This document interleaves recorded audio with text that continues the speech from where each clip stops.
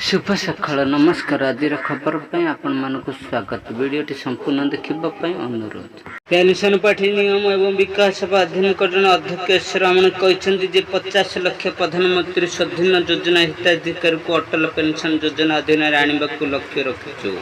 सरकार 1 जून 2020 को क्षुद्र परिमाण ऋण योजना प्रधानमंत्री स्वाधीन योजना आरंभ करथिले। गृह एवं सहरांचल व्यापार मंत्रालय अधीन यह योजना अधीन ठेला गाड़ी विक्रेता कौन बंधक ग्यारंटी बिना किस्ती 50,000 टंका पर्यटन ऋण प्रदान करा जाए। यह ऋण 3टी किस्ती प्रदान करा जाए। योजना किस्ती प्रथम किस्ती 10,000 टंका दि जाए। प्रथम किस्ती फेरस्त करने समय द्वितीय किस्ती 20,000 टंका, द्वितीय किस्ती फेरस्त करने समय तृतीय किस्ती 50,000 टंका। रमण अटल पेंशन योजना वार्षिक पुरस्कार समारोह यह कहते। परवर्ती खबर अमेरिका राष्ट्रपति ट्रंप भारतीय आमदानी उपर अतिरिक्त 25% शुल्क लागू करने संपर्क में एक सरकारी नोटिस जारी करिसेंती। जहाँ अनुसार भारत को 27 अगस्त राति 12 रु 50% शुल्क देवाक पड़िबो। अमेरिकार गृह सुरक्षा विभाग द्वारा जारी नोटिस कहुए रूसिया द्वारा अमेरिका को दि जाइथिबा धमकर जवाब भारत उपरे शुल्क लागू करा जायछि। निर्देश अनुसार यह स्पष्ट जे अमेरिकार ट्रंप प्रशासन रूसिया को जवाब देवा भारत को बलिर छेली कराइछंती। ट्रंप शुल्क उपर प्रतिक्रिया दे भारतर प्रधानमंत्री नरेंद्र मोदी गुजरात रे अहमदाबाद एक रैली रे घोषणा करथिले जे आमे अमेरिकार जे कोनोसी अधिक चाप को सह्य करबा पई आम क्षमता वृद्धि करबु। रूसिया उपर चाप पकाइबा पई अमेरिका शुल्क लगाई भारत उपर आर्थिक चाप पकाइबा को चेष्टा करिछि, किंतु भारत यह चाप आगे मुंड नुआब ना। भारतर शक्ति और जातीय सुरक्षा पर रूसिया ठारू तेल और अस्त्र शस्त्र किणवा जरूरी। भारत यह प्रक्रिया को पछकू हटब ना। परवर्ती खबर बंगोपसागर सृष्टि लघुचाप क्षेत्र सक्रिय घूर्णिबलय प्रभाव सृष्टि लघुचाप। एथिपाई राज्य 28 जिला को येलो वार्निंग जारी करा जायतिबा बेले 2 जिला को ऑरेंज वार्निंग जारी करा जायछि। रायगड़ा गजपति जिला पई ऑरेंज वार्निंग जारी करा जायछि। उभय रायगड़ा गजपति जिले में प्रबल और अति प्रबल वर्षा संभावना रही। सब बिजुली घड़घड़ी ने सतर्कता जारी कर पाणीपाग विभाग। अगस्त 27 तारिख में नयागढ़ और कंधमाल एक कमला सतर्कता अधीन रही। खोर्धा, पुरी, संबलपुर, कटक, बौद्ध, कोरापुट, मालकानगिरी एक हलदिया सतर्कता अधीन अच्छी। राज्यर अन्य स्थान में झड़ तोफान और वर्षा सतर्कता जारी रही। पाणीपाग विभाग पूर्वानुमान अनुଯାयी अगस्त 28 और 29 तारिख में सारा ओडिशा घड़घड़ी सह लगातार वर्षा हेब, जार प्रभाव उत्तर ओडिशा को तुलनात्मक भाव में कम रहिबो।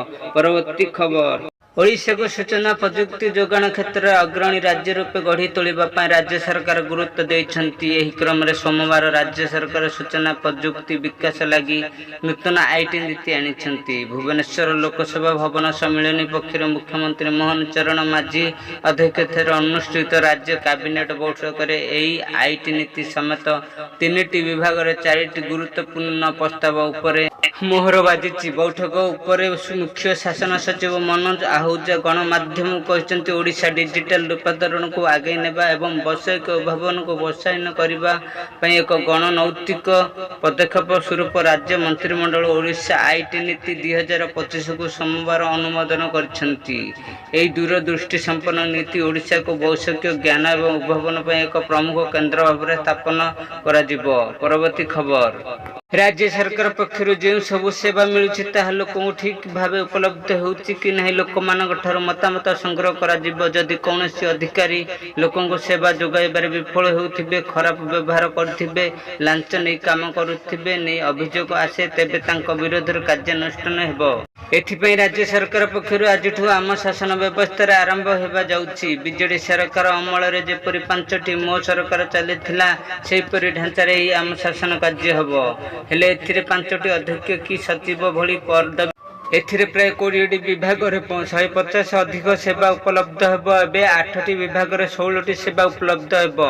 सूचना अनुसार सरकार तरफ लोकों पाखक रेकर्ड होउथिबा एक बिल आसिबो आ सेमानकु योजनार कार्यकारिता उपर विभिन्न प्रश्न पचार जिवो। परवर्ती खबर आगामी प्रवण ऋतु ट्रेन गुड़िकर यात्री भिड़ ह्रास करने भारतीय रेल मंत्रालय स्वतंत्र पदक्षेप नहीं।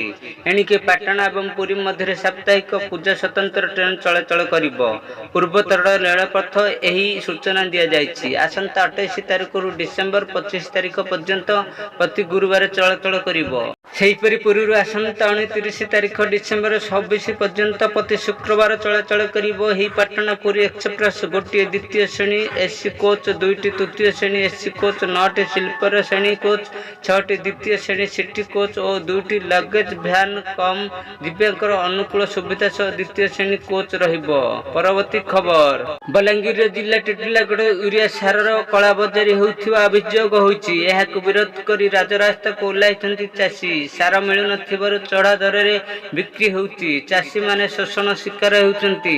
सार न मिलिबारु चाष खूब शीघ्र सार जोगाण चाषी मानक दाबी करिसेंति। उचित समय सार विहन जलसेचन सुविधा जोगाई देबाकु सरकार को विफल होइतिबा अभियोग होईछि।